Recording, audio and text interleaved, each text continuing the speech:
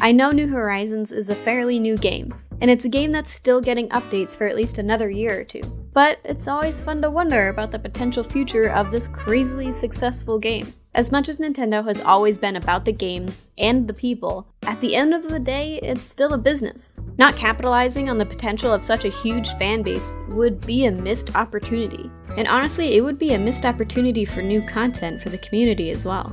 Nintendo has a pretty solid history with the quality over quantity for DLCs for their games. DLCs have somewhat been a recent addition to Nintendo strategies, with the first paid DLC released for Fire Emblem Fates on the 3DS back around 2011. Compared to how other companies shove DLCs into our face, it feels like only a handful of first-party Nintendo games actually include paid DLC.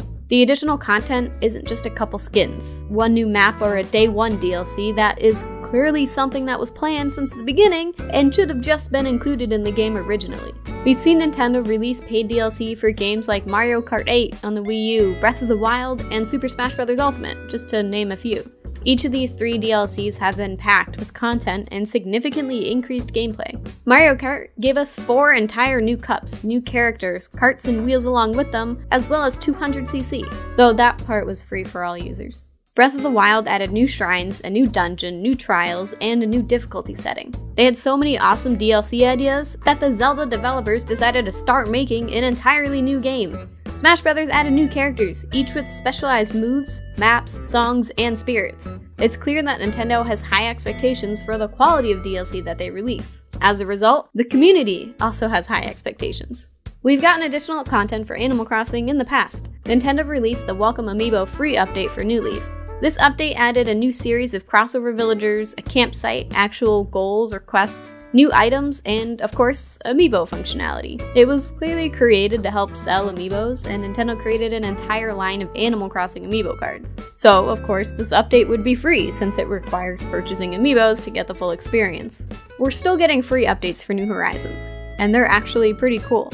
Besides the normal holiday updates, we've gotten cool new additions like new special characters, new furniture, crafting recipes, and brand new mechanics like growing pumpkins. Free updates with that amount of new content means something paid would have to be extraordinary to live up and surpass the free stuff that we're already getting.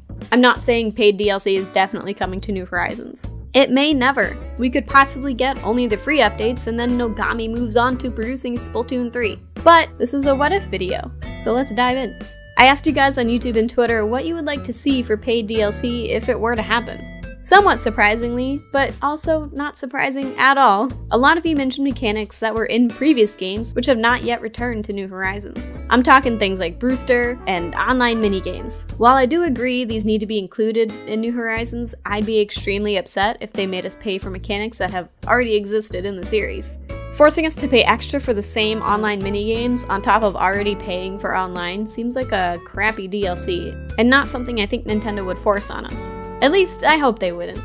We have to think outside the box. Like I mentioned previously, Nintendo has done an amazing job with DLCs in the past. Even the Octo expansion for Splatoon 2 quadrupled the amount of content that is available for the offline single-player story mode. It included new unique challenges that were above and beyond what had already existed in the game. So we have to think, what would be above and beyond for Animal Crossing? Extra islands would be amazing. Or even just a second island. Nintendo has already screwed up a lot of our islands by adding the ability to farm. I've had to carve out a little space in the back of my island to grow these beautiful pumpkins.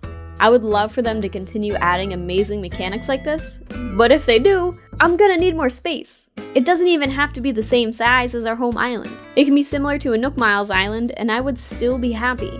Just give me some room to work with, man. And maybe throw a tent or a small vacation house on there so we can have some storage at the extra island.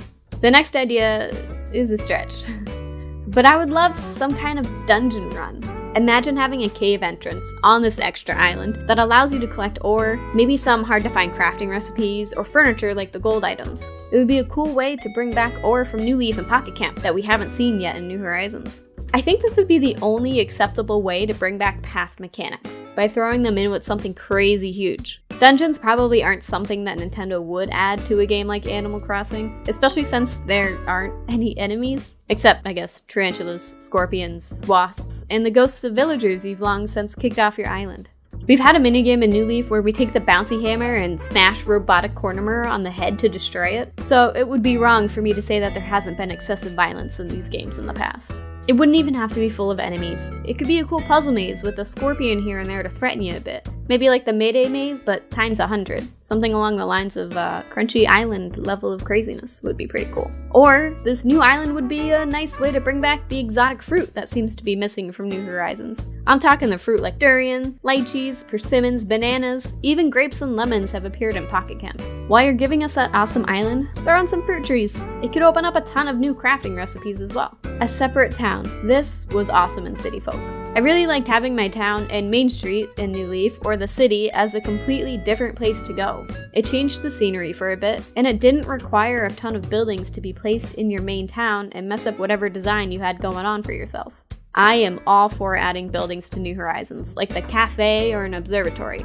It would be nice for these to be included in the museum, so we don't actually have to make room for them. Too many extra buildings will take up all of our island space, where we can finally place furniture.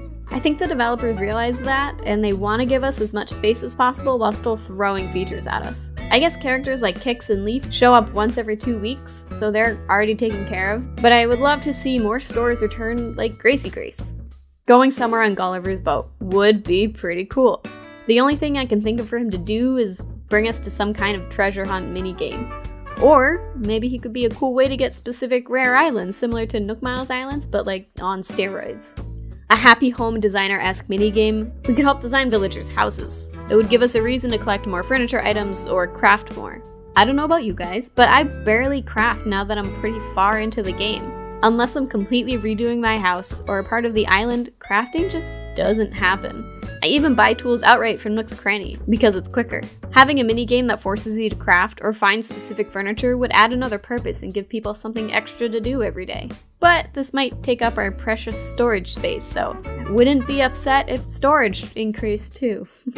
If New Horizons gets paid DLC, it won't be anytime soon. We're going to get many more updates before DLC will even be thought about. Based on how Nintendo has done DLC in the past, it seems like they only release something if they have a good idea. It's not just new skins, new dialogue, or something that was left out of New Horizons from past games in the series. Anything specific you would want to see for DLC, or just free updates in general? Let me know in the comments below, and I'll see you next time. Bye!